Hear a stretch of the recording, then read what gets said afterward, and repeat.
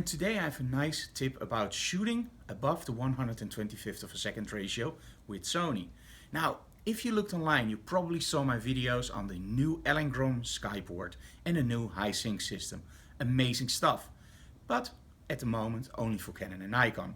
Now, if you're like me using a Sony, or if you don't have an Alengrom system at all, there is another solution. Now, one of the things that you need to realize is that shooting above that 125th second of a ratio is not something that you normally can do with strobes. For the very simple reason. You have the mirror that locks up and you have your shutter curtains. So if you shoot above that X-Sync speed, you will actually get a black bar in your screen. Now, how do they solve that with the Alengrom system and of course also with other systems? They use the ETTL pre-flash and they time the strobe just exactly and they use the cutoff of the strobe. Meaning the slower strobes will actually get you way better results than the faster strobes. Now, at the moment I'm using a D-Lite 4 from Alengrom, which is a good strobe, but it's a slower strobe, meaning the flash duration is a little bit slower than, for example, an ELC. Now, the slower strobes works perfectly. That's why Alengrom also released the high sync head, which is a really slow strobe, meaning you get maximum power and maximum light at higher shutter speeds. Now, how does the system work? It uses the TTL flash and it just cuts off the strobe. Now, you can time that with a setting called ODS, but you have to have a system that's fit for your camera, like Canon and Nikon. If you have a Sony, the system is not out yet, but there is a solution. Now, if you look on my camera here, I'm using the Phottix system. This is the Odin, and I normally use this for my small strobes.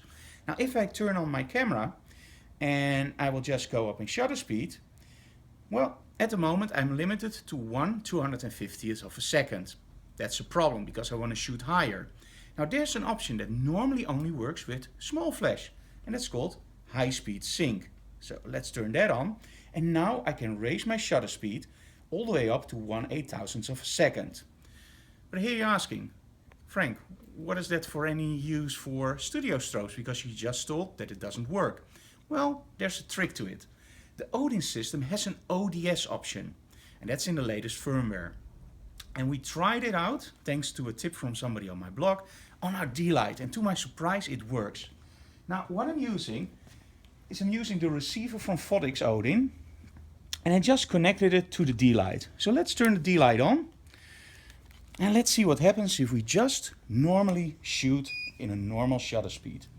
So let's go to 125th of a second. Let's go all the way up to, let's say, f16 and ISO 100. Now, normally, of course, you use a light meter, but because our model is a little bit shy today, we just put that thing over there. So I'm just winging it. Just for the video, normally we use a light meter, of course. And we have a nice, properly exposed image of our doll. Well, that's nice. Now let's try to break that barrier. So let's go up to 1/400th of a second. Now, normally with normal strobes and a normal system, you would now see a very distinct black bar approximately on half of your field. As you can see, we're still capturing our doll, but it's darker, and this is normal. Because you cut the strobe, the light output will be much less. That's also why using a light meter doesn't make any sense at all, because the higher you get in your shutter speed, the lower light you will get. So is the system worthwhile? Yes, of course. All the systems work like this by cutting the strobe. And again, the slower the strobe, the less light fall off you will get. But let's see how far we can push this D-Lite. So first let's change to a lower aperture. Let's go to f4. And let's go up in shutter speed to, well, let's try 2/1000th of a second. And there we go. We have a properly exposed model, semi-model, on 1/2000th of a second, ISO 100, f4. Let's see how far we can go. Let's go all the way up to 1/8000th of a second on 2.8.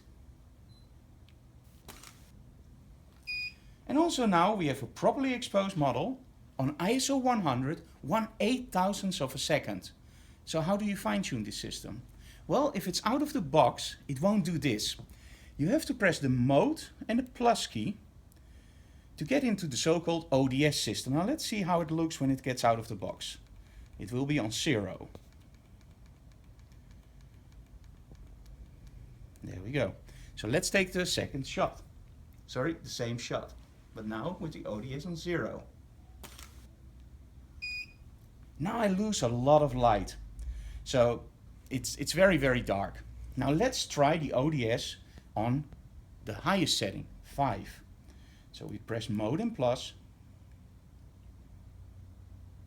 Wait for a few seconds. And go all the way up to 5.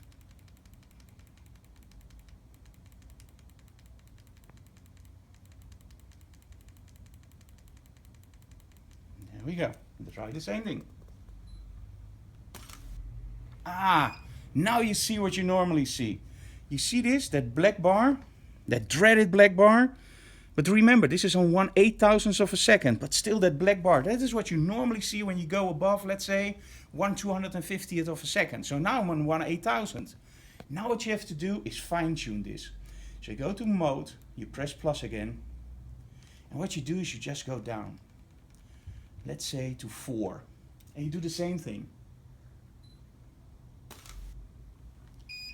There we go. And now we just have a small black bar on the top. So I'm getting close. So now you press mode and plus again. And let's go down to, let's say, 3.2.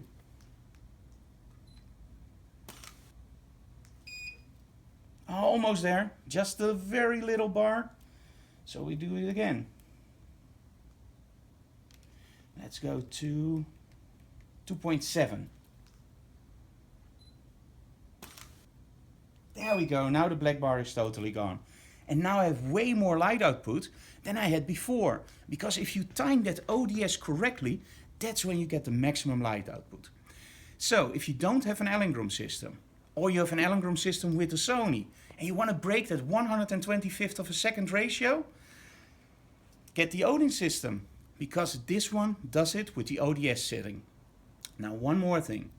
The cheaper your strobes, the better the results will be, because those strobes are actually a little bit slower in shutter speed, in sync speed.